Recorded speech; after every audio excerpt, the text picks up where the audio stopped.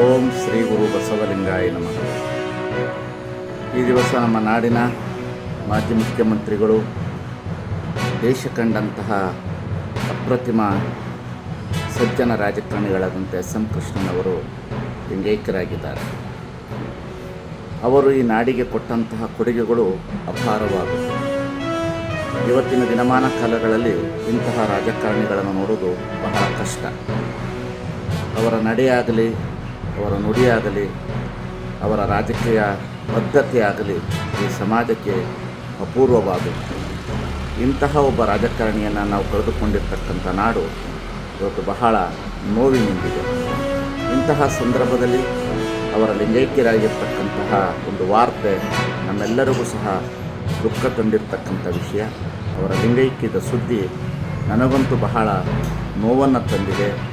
ಅವರನ್ನು ಬಹಳ ಹತ್ತಿರದಿಂದ ನೋಡಿರ್ತಕ್ಕಂಥವನು ನಾನು.